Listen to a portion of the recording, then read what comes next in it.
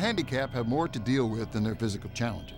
But when forced to fight in place, they can be more than a match for those who underestimate them. Stop the Threat starts now.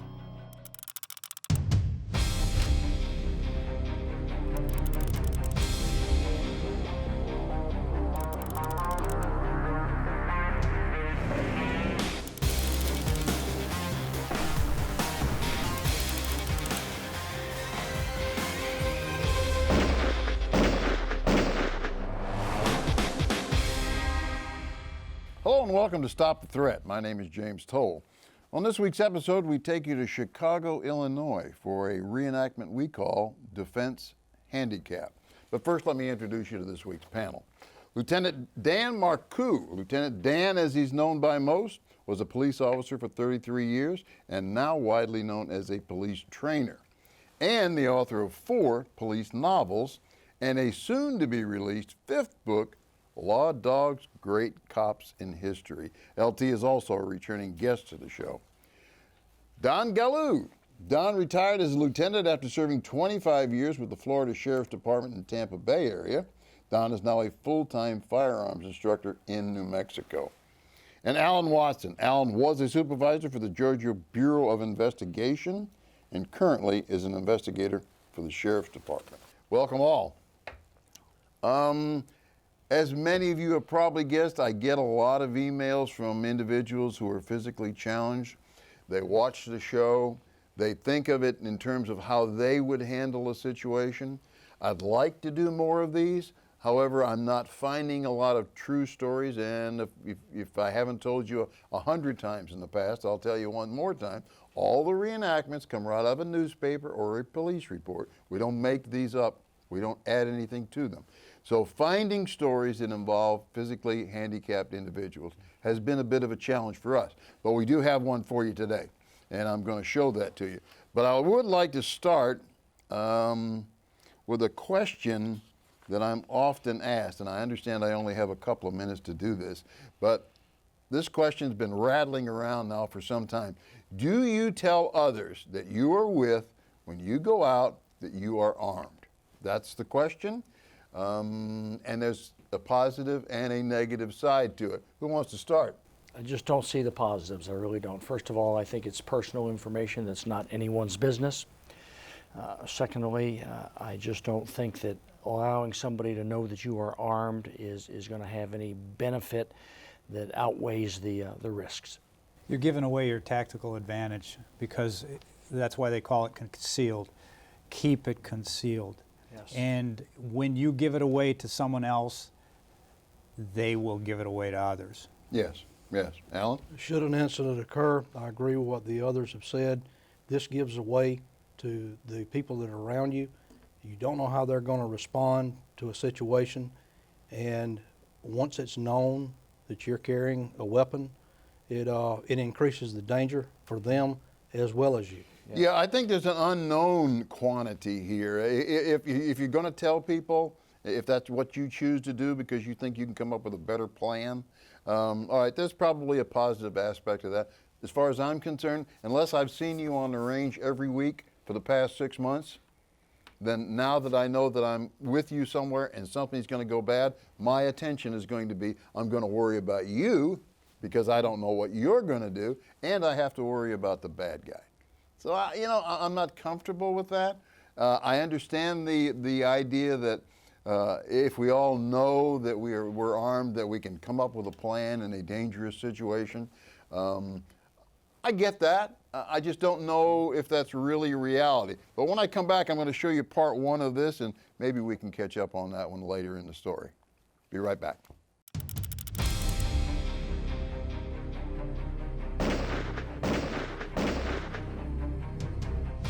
Thanks for coming back, viewers. Before I show you part 1 of Defense Handicap, I just want to get this very clear, and I think we'll all agree with this. We wouldn't expect anyone who is physically challenged to do anything different than anyone else in a given situation. The only thing that I would say might be something worth giving more thought to is your ability to move and shoot. Yes. Okay? With that in mind, let's watch part 1. Help vacuum, people's offered their water bags, people's offered time to help. The water receded from Dinah Street about 6 hours after it peaked, but the battle against the elements goes on. Homeowner.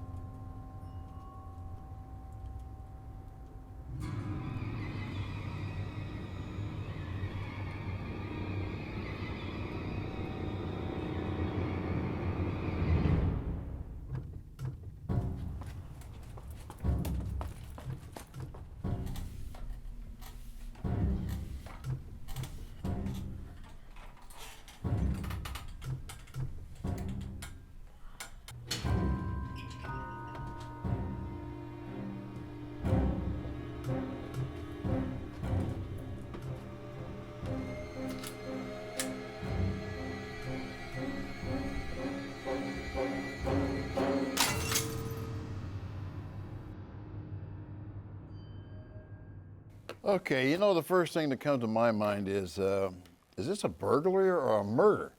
I mean, here we are, you're looking in the window, you see there's a handicapped individual in there in a chair, and you jack around the chamber and go over and kick a window out. You know, what's going wrong with this picture? He has chosen this man as a victim. But you don't have to be a victim even if you do have handicaps. Yeah, okay, Alan? I agree with Dan. This guy is a predator. He has targeted this individual, most likely because of his perceived handicap, and he doesn't have to be a victim. He can prepare himself, and I hope that in the second part that is the case. Okay.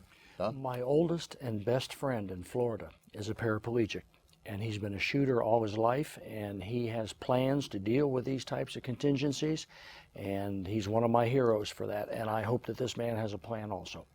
Yeah, I don't know what the plan is. If I were in a wheelchair, and I've had a good friend who was, unfortunately I've lost him, but he had a central lighting system, for instance, that he had certain areas of the house, he could hit a switch, all the lights would go on, all the lights would go off. I mean, I think that's a good precaution. I mean, an alarm system? I know that they're probably a little pricey, but I don't think they're that pricey. And if you're in a situation where you are in a wheelchair, wouldn't you want to have an alarm system? One of those ones that actually call you, or a silent alarm to law enforcement, something. I mean, it just seems like he's not taking the precautions that I think are obvious out there. Now, viewers, I know that many of you out there are going to send me something about this, and I appreciate that. And certainly if you're one of those challenged individuals and you probably have more insight into the precautions necessary than maybe we have, and certainly maybe I have, then I do want to hear from you. So get a hold of me on Facebook or Twitter. Let's talk this out. I need more information. I think we all need more information. How can we help? What's the best situation for you to be in? So I'm going to say those two, an alarm system basically, and go ahead. Well, I can tell you right now that a friend of mine, several friends of mine, in this situation, became involved in the martial arts. Hold it right there because I'm going to run out of time, LT. When we come back, we're going to pick that up because I think we're going to get a good answer for you, and it's coming up. Don't go away.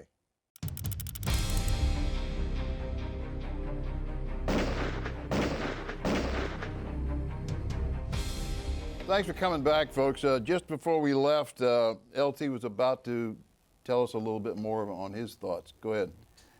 We've had people in our studio in this situation who have gotten involved in the martial arts, got very good with their upper hand techniques, even would get to the point where they would have a cane along with them for a less lethal option, and also took it the next step, and they call it the great equalizer because it is.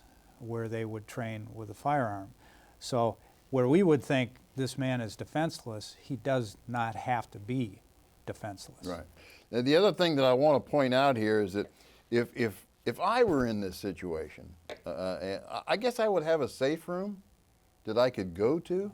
And the reason I say that is because actually there is a product that we are endorsing that'll basically turn any room into a safe room as long as it's a hardcore door. Don, where do you want to go with that? Well, even if you're not challenged, Okay. having a safe room Sure. for the able-bodied Oh, yeah, it is a wonderful option also. Finding a place where you can go and defend in place is always preferable, in my mind, to engaging in a gunfight with someone. Obviously, whether you're challenged or whether you're not, having a plan inside the home for the unexpected. The plan, the plan, absolutely. the obvious thing. Let's have a plan. Yes. Right. Okay, I like that. Hey, on that note, let's watch part 2.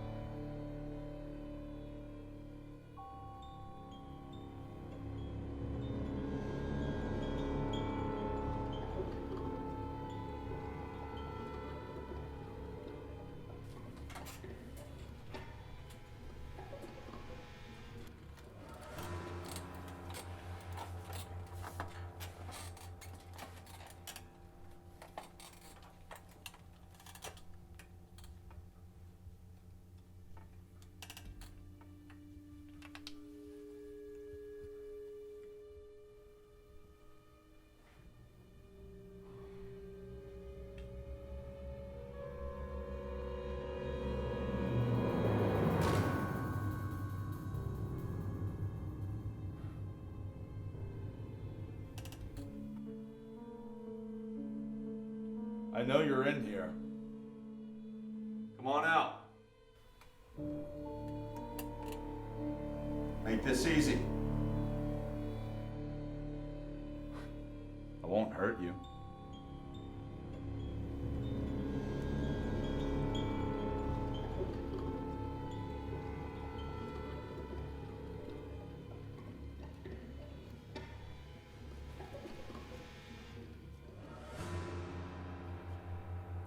Too easy. Get out of my house!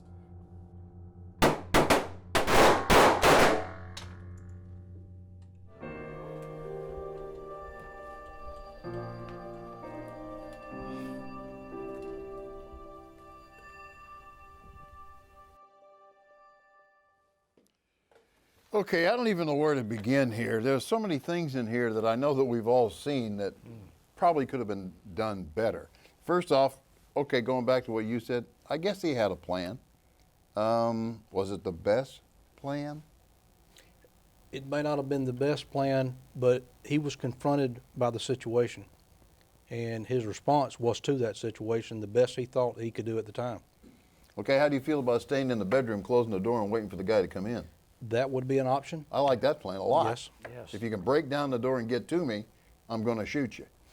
This guy has already crossed into his domicile. Okay. He's in his castle. Okay. He's committed a forcible felony coming in. Whether he's armed or not, he presented a danger and a threat to the homeowner. Okay, I agree with that.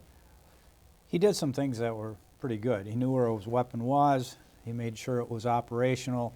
He put himself in a position where you could see him using specific techniques, the Harry's flashlight technique, and cutting the pie, leaning out.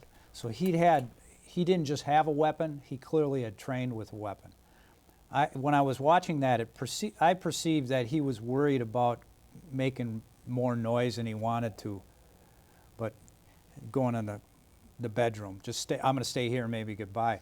Now, he verbalized too. You could discuss whether he should have ordered a man with a gun out of his house, or if he should have, with what he had right there. But he could have done that behind closed doors. Right. No. Right? I mean, but there were 3 Yeah. open doors. The bedroom door and 2 that he could have gone back into the dark and would have been in a better defensible position. Absolutely. As I saw it. Maybe you guys saw something different. If we operate from the basic premise that gunfights are bad and that we want to avoid a gunfight at all costs, okay, then once we hear the glass, we get on the phone with 911, we arm ourselves, and we take refuge in a defensible room and try to make it the absolute last course of action that you have to take. Okay, I'm good with that. I also had the feeling that the robber himself, the bad guy, might have had more of a purpose. Well, I'm thinking about how he comes into the house, he looks around, he's not finding what he wants to find, and now he decides he's going to call out the homeowner as though he's going to question him, because he had some kind of a purpose in mind there, is all I can think of. Go ahead. You know, I noticed that he didn't use the phone, and you have to kind of read into it. I feel like he didn't because he's worried about notifying the bad guy of his location. In that, if that was the case, all he needed to do was hit 911. Correct. And that's a direct line, and they're going to come looking for him. Yeah, right. And I think that would have been a good solution. It's an open mic. You just lay it down. Continue on with what you're doing to defend yourself.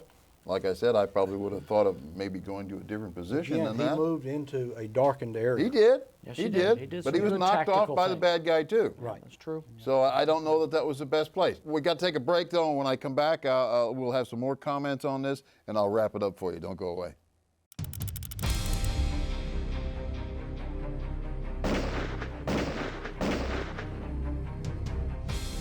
Thanks for coming back, folks. We've only got a few minutes, but I would like to get a few things in here. One of them, I think there's a natural response by homeowners, all homeowners, me included, that someone has entered your castle and now you have the right to go forward and eject that person.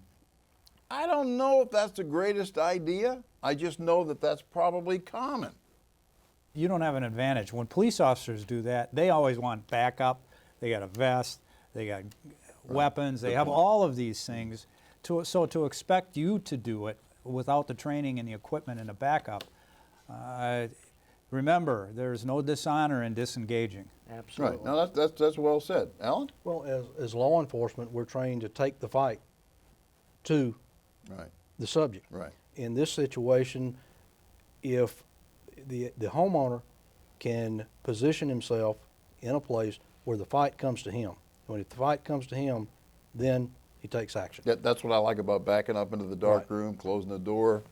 Clearing a house, even for a trained police officer, is one of the most dangerous and scary things that we have to do.